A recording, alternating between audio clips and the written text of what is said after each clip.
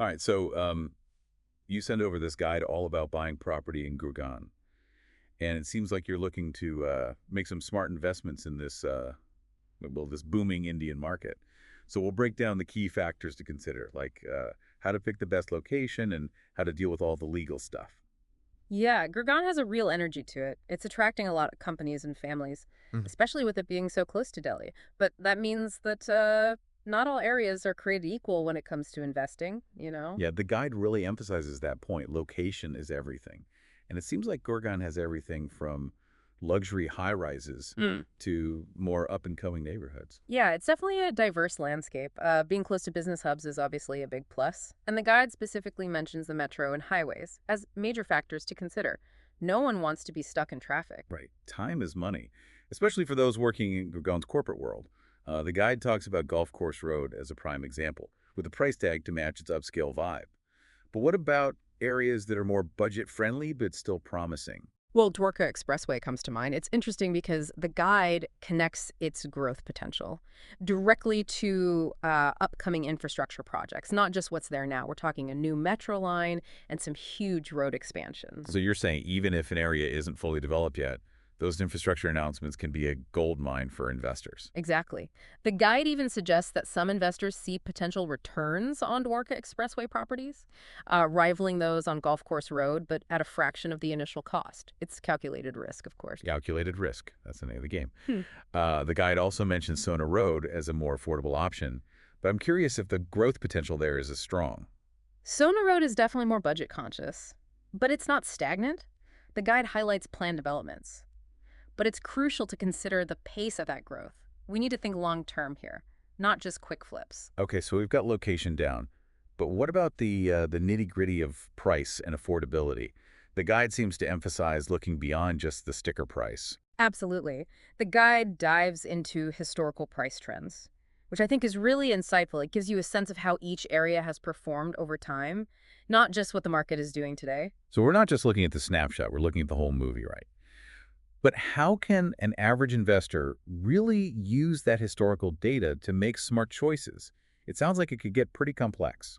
The guide suggests comparing historical growth rates to projected growth. For example, if an area has consistently shown a 10% annual appreciation and is projected to grow at 15% due to new infrastructure, that's a pretty compelling signal for investors. Makes sense. So this is where I think a lot of people get nervous, the legal stuff. The guide dedicates a whole section to due diligence. Is it really that complicated? It can be, but it's about protecting yourself. The guide stresses the importance of a clear title deed. You want to make sure there are no hidden ownership disputes. It's like the foundation of your investment. Okay, so a clear title deed is non-negotiable. What else should we be looking out for to avoid a legal nightmare? Well, the guide goes into detail about approvals from local authorities. You want to ensure the property you're buying has all the necessary permits and clearances. Otherwise, you could face penalties down the line. So it's not just about the building itself, it's about the whole legal framework around it. I guess that's where Area A comes in, right? The guide mentions it a few times. But I'm not entirely clear on its role. Right. RERA, or the Real Estate Regulatory Authority, is kind of like a watchdog for the industry. It was established to protect buyers and bring transparency to the market. But how does RERA actually benefit buyers? I mean, beyond just existing, what does it do for someone like me who's looking to invest? Well, for starters, all developers and projects have to be registered with RERA. Think of it like a seal of approval. RERA also mandates that developers disclose all project details, plans, approvals, timelines, everything, so buyers can make informed decisions. So it's about eliminating those shady practices where developers promise the moon and deliver a mud hut. Transparency is key, especially when you're putting down your hard-earned money. Exactly. RERA also has mechanisms for dispute resolution. So if there are any issues with the builder or the project, buyers have a platform to seek redressal. It's like having a safety net. So RERA is like having an advocate on your side, making sure the rules are followed and buyers are protected. It's good to know someone's got our backs. But what about the builder themselves? The guide talks about checking their track record. But how do you really get a sense of their reliability?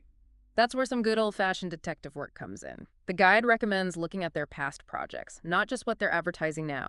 You want to see a consistent track record of quality and timely completion. I get it. You don't want to be their guinea pig on a brand new project with no proof they can actually deliver.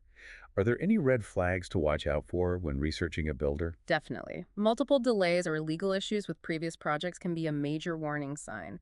It might suggest poor management, financial instability, or even unethical practices. And don't just rely on glossy brochures. Dig deeper. Look for independent reviews. Talk to people who've actually lived in their developments. It's like checking a company's online reviews before buying a product, but with much higher stakes. You want to know if they're the real deal, not just all talk? Absolutely. The guide even suggests looking into the builder's financial standing.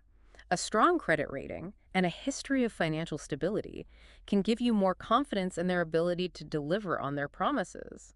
That's a really good point. It's not just about the reputation, it's about their ability to actually finish the project without going belly up. So we've covered location price, legal checks, and developer reputation. What else is crucial when evaluating a potential property investment in Gurgaon? We've covered a ton of ground already. Location price, legal due diligence, and even checking out the builder. It's like we're building a fortress of knowledge to protect our investment.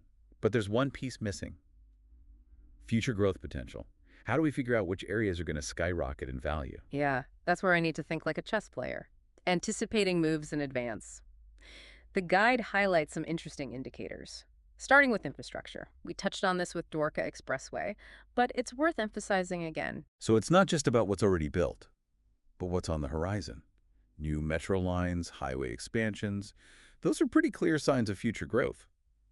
But what about those more subtle indicators, the ones that aren't splashed across the headlines? Right. That's where you have to become a bit of a trend spotter. The guide suggests paying close attention to where businesses are setting up shop, especially those in high growth sectors. Think tech startups, financial institutions, those kinds of companies. So if I see a cluster of tech companies moving to a specific area, that's a good sign for property values, but couldn't that be a temporary trend? How do you separate a fad from a lasting shift? That's a valid concern. It's not just about the presence of these companies, it's about the ecosystem they create. Are they attracting talent? Are they generating jobs? Is there a ripple effect of economic activity? Those are the signs of sustainable growth. Ah, so it's not just a flash in the pan, it's a whole economic engine revving up. But how do we, as individual investors, keep track of all this? It sounds like we need a whole research team. You don't need a team, but you do need to be resourceful. The guide mentions industry publications and real estate portals that publish reports on market trends and emerging business hubs. Okay, so it's about doing our homework, staying informed. But I'm also thinking about those informal channels, online forums, investor communities. Those can be gold mines for insights, right? Absolutely. Networking with other investors can be invaluable. They often have boots on the ground, so to speak, and can share firsthand perspectives on different areas' upcoming projects, things that might not show up in official reports. It's like having a network of spies in the real estate world. So we've got infrastructure plans, business activity, and investor insights. Anything else we need to add to our arsenal of future predicting tools? One more crucial element: government policies and regulations. These can be game changers for real estate. Changes in zoning laws, tax incentives for businesses, new development plans, they all influence how an area evolves. So if the government decides to create a special economic zone with tax breaks for tech companies, that's a pretty clear signal that the area is ripe for investment, right? But wouldn't those opportunities be snapped up by big institutional investors before we even hear about them? Not necessarily. While it's true that large investors have their ear to the ground, there are still opportunities for individual investors who are proactive and informed. It's about staying ahead of the curve, anticipating those shifts before they become mainstream knowledge. Okay, so it's not about insider information. It's about being savvy, doing our research, and recognizing the signs. This guide has been amazing for outlining those key factors. It's like having a roadmap for navigating the Gurgaon property jungle. It definitely provides a solid framework. But remember, even with the best guide, real estate investment requires careful planning analysis and a bit of gut feeling. So it's a balance of data and intuition. Now, the guide also breaks down pricing trends and growth potential by specific areas, including those we've already discussed. Should we dive into those details? Absolutely. Let's take a closer look at how these areas stack up against each other and what their projected growth trajectories look like based on the guide's data. All right, let's start with Golf Course Road, the glamorous one with the premium price tag. The guide lists average prices per square foot, ranging from 12,000 to 18,000 rupees. That's quite a range. What drives that variation? Well, several factors contribute to the price fluctuations within Golf Course Road. Proximity to key amenities like metro stations, high-end shopping malls, and reputable schools can significantly impact property values. Also, newer, more luxurious developments with high-end facilities will command a premium compared to older properties. So even within a prime location like Golf Course Road, there are micro markets with varying levels of desirability and price points. Makes sense. But what about its future prospects? Is this high-growth trend sustainable? The guide project's continued high growth for Golf Course Road, primarily driven by its established reputation. As a prestigious address and a hub for major corporations, ongoing commercial and residential developments are also expected to contribute to its appreciation. However, it's important to note that as prices rise, the potential for exponential growth might taper off compared to emerging areas. All right, so while Golf Course Road remains a solid investment, the returns might not be as dramatic as in the past. Now let's move on to Dwarka Expressway, which we discussed earlier. The guide provides a price range of 6,500 to 9,500 rupees per square foot. That's considerably lower than Golf Course Road. But what about its growth potential? This is where things get exciting. The guide predicts robust growth for Dwarka Expressway, fueled by the massive infrastructure investments we discussed earlier. The new metro line and highway expansions are expected to significantly improve connectivity and attract businesses and residents. So the guide is essentially saying that Dwarka Expressway could be the next Golf Course Road, with the potential for significant appreciation as the area develops. That's an interesting prospect for investors seeking higher returns. Exactly. The guide even highlights specific upcoming projects, like a massive new business park and a luxury residential complex that are expected to drive demand and push prices upward. Okay, so we've got the high-end option and the up-and-coming star. Now let's talk about Sona Road, the more budget-friendly choice. The guide lists prices between 4,000 to 6,500 rupees per square foot. What's the story there? Sona Road is an interesting case. It's a developing area with good connectivity and a mix of residential and commercial projects. The guide predicts moderate growth, driven by planned developments and its affordability. Moderate growth. That sounds a bit less exciting compared to the other two areas. Is Sona Road more suitable for a long-term play, where steady appreciation is the goal? It could be. The guide points out that Sona Road is attracting a lot of young professionals and families looking for affordable housing options. This consistent demand could lead to steady appreciation over time. So it might not be the most glamorous option, but it offers a stable entry point into the Gurgaon market. Now, what about sectors 83 and 84?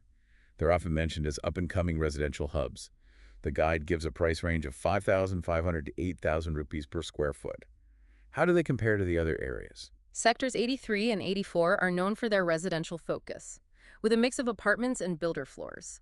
The guide highlights their proximity to malls, schools, and hospitals as key attractions for families. So it's like a suburban feel within Gurgaon, close to amenities but with a more relaxed vibe.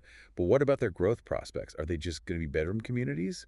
Or is there potential for more? The guide projects moderate growth for these sectors, driven by upcoming residential projects and their appeal to families seeking a balanced lifestyle. It's unlikely they'll see the same explosive growth as Dwarka Expressway, but they offer a stable and potentially less volatile investment option. All right, so for investors who prioritize stability and a family-friendly environment, sectors 83 and 84 could be a good fit. Now let's wrap up with the granddaddy of them all, MG Road, the heart of Gurgaon's commercial and entertainment scene. MG Road is in a league of its own. The guide lists prices between 15,000 to 20,000 rupees per square foot, making it the most expensive area we've discussed. Wow, it's quite a premium.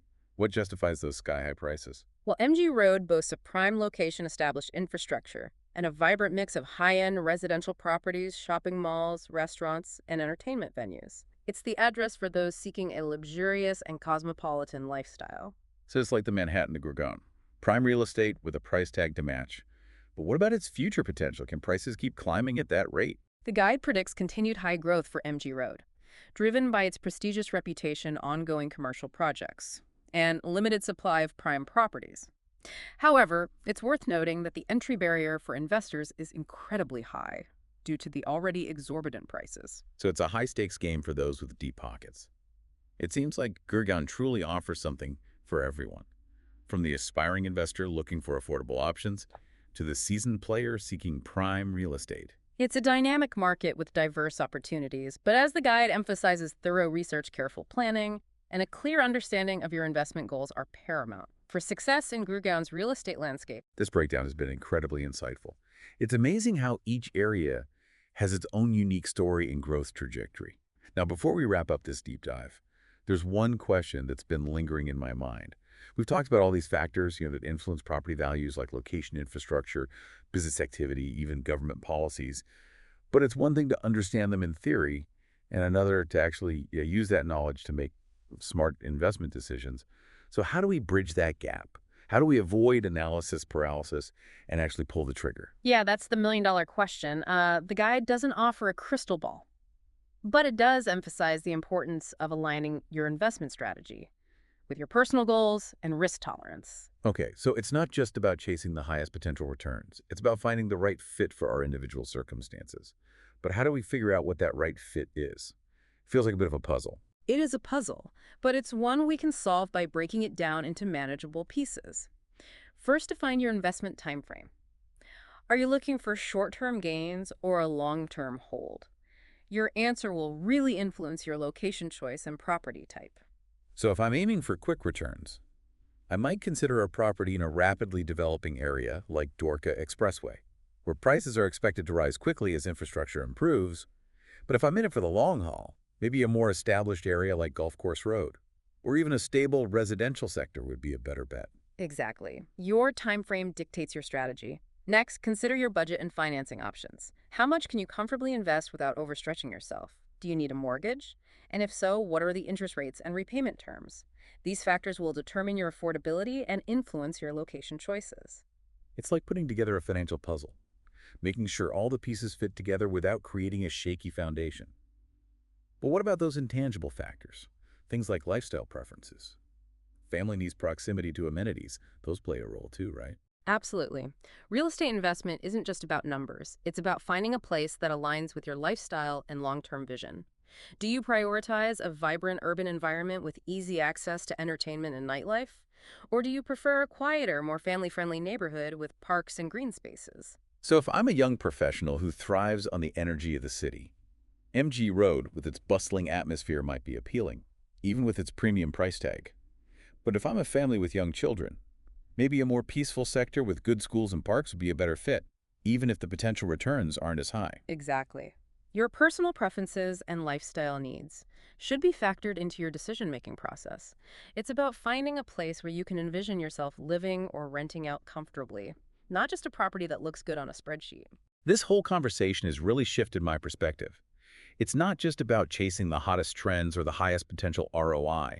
It's about making a thoughtful, informed decision that aligns with our individual goals and circumstances. It's about finding that sweet spot where financial strategy meets personal fulfillment. Well said. And remember, even with all the research and planning, real estate investment involves some level of risk. Markets can fluctuate, unforeseen circumstances can arise, and predictions aren't always accurate. So it's about being prepared for the unexpected, being adaptable, and maybe having a little bit of luck on our side. But this deep dive has definitely given us a solid foundation to build on. It's like we've gone from wandering aimlessly in the Gurgaon property jungle to having a detailed map and a compass to guide our way. Exactly. Armed with the knowledge from the guide and insights we've discussed, you're in a much stronger position to navigate the market and make informed investment decisions. It's been a pleasure exploring these complexities with you. Likewise. And to our listeners, we hope this deep dive has empowered you to approach Gurgaon's real estate scene with confidence, clarity, and a keen eye for opportunities that align with your unique goals and aspirations. Happy investing.